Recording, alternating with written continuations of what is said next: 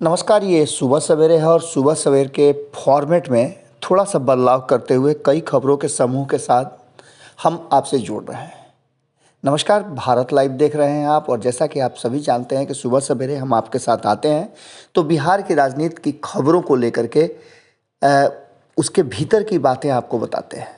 आज भी खबरों के साथ हम आप हाजिर हैं, लेकिन आज थोड़ा सा बदला हुआ है।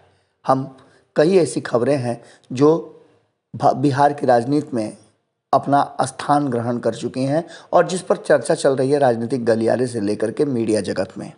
उन्हीं खबरों में से एक खबर है कि क्या तेजस्वी यादव के फैसले को लालू प्रसाद ने पलट दिया। जैसा कि आप सभी जानते हैं कि लालू प्रसाद सिंगापुर जाने वाले हैं और सिंगापुर जाने से पहले वो चाहते हैं कि बिहार की राजनीति और ख़ास करके तेजस्वी यादव को कोई परेशानी न हो। हालांकि तेजस्वी यादव बहुत तेज़ी से अपनी राजनीति आगे लेकर के चल रहे हैं, लेकिन जब से जगदानंद सिंह लगभग 1 महीने हो गए कार्यालय नहीं आ रहे हैं, तब से बिहार बिना अध्यक्ष के है और जगदानंद सिंह के नहीं आने से बहुत सारी काम जो है वो पेंडिंग पड़ी हुई है। इन सारी बातों को लेकर के जगदानंद सिंह और लालू प्रसाद में कोई फाइनल बातें नहीं हो पा रही थी। इस बात को लेकर के जगदानंद सिंह और अब्दुल बारी सिद्दीकी को दिल्ली तलब किया गया था। दिल्ली तलब करने के बाद ये चर्चा हर जगह हो रही थी कि आखिर क्या फैसला होगा, ऊँट किस करवट बैठेगा।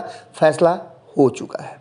जो हमारी सूत्र बता रहे हैं उसके अनुसार लालू प्रसाद ने एक बार फिर से जगदानंद सिंह के विचार को मान लिया है और जगदानंद सिंह के हिसाब से ही बिहार की राजनीति को आगे बढ़ाया जाएगा।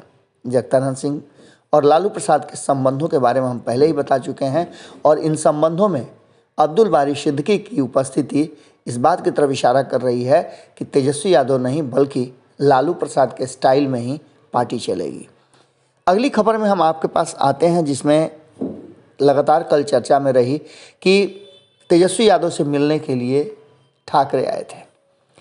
ठाकरे के आने के बाद कई तरह की बातें सामने आई और कहा यह जा रहा था कि आदित्य ठाकरे और तेजस्वी यादव की मुलाकात एक नए राजनीति की शुरुआत है। युवाओं की राजनीति में दिलचस्पी और धीरे धीरे उनका टेक ओवर करना इस बात की तरफ इशारा कर रहा है कि आने वाले समय में एक अलग तरह की राजनीति देखने को मिलेगी।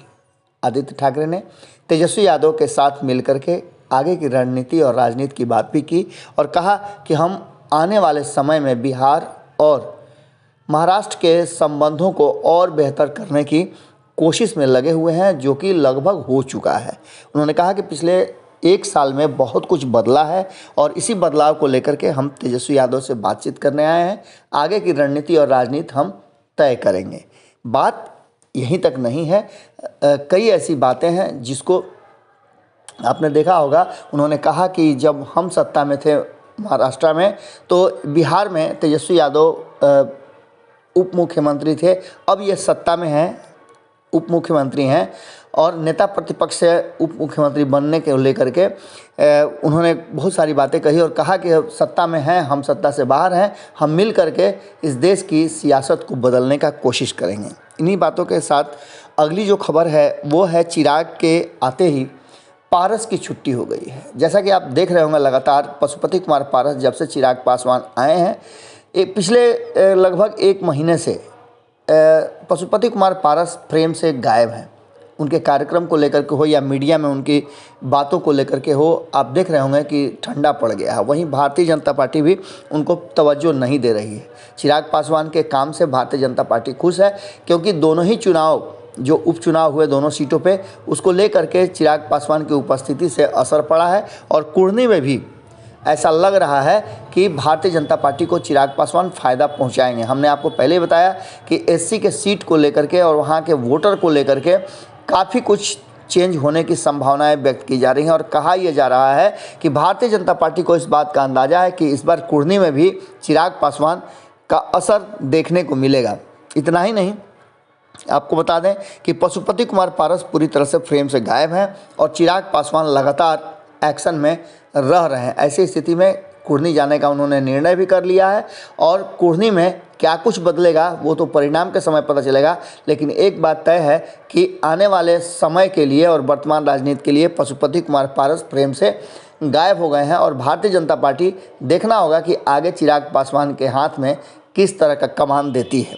इसके साथ ही अगली खबर है कि हम लगातार आपको कह रहे थे कि उपेंद्र कुशवाहा के कुढ़नी में जाने से बहुत सारा असर पड़ेगा, क्योंकि कुशवाहा समाज का अच्छा खासा वहाँ वोट है और निर्णायक भूमिका में हैं। साथ ही उम्मीदवार भी जदयू ने कुशवाहा समाज से ही दिया है। ऐसी स्थिति में वहाँ उपेंद्र कुशवाहा की लगातार मांग हो रही थी। उपेंद्र कुशवाहा गए और जा कर के उन्होंने चीज़ों को बदला।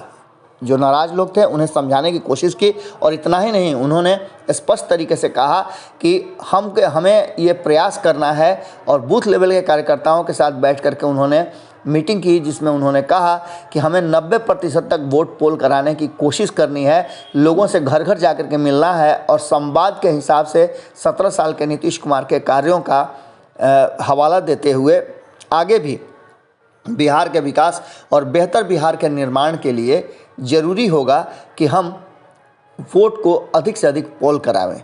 इसके साथ ही उपेंद्र कुशवाहा के जाने से काफ़ी असर पड़ा है और उपेंद्र कुशवाहा का, जैसा कि आप सभी जानते हैं, कुशवाहा समाज में अपना एक अलग पकड़ है। इसके साथ ही जीतन राम मांझी को भी तैयार कर लिया है नीतीश कुमार ने। जीतन राम मांझी भी शेड्यूल कास्ट के वोटों को, जो मांझी समाज का वोट है वो भी 25,000 से ऊपर है, उस वोट को भी ट्रांसफ़र कराने के लिए जीतन राम मांझी और संतोष सुमन को कुढ़नी में तैयार कर लिया है। अब देखने वाली बात हो गई कि उपेंद्र कुशवाहा और मांझी दोनों ही काफ़ी प्रभावशाली रहे हैं अपने अपने समाज के वोटरों के बीच।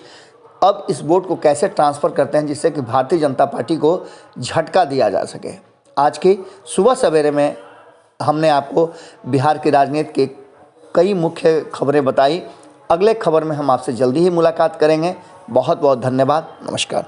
अगर ये वीडियो पसंद आई और वह बिहार के राजनीति और बिहारियत से सरोकार रखेनी तो सब्सक्राइब बटन दबा के चैनल के सब्सक्राइब कर ली।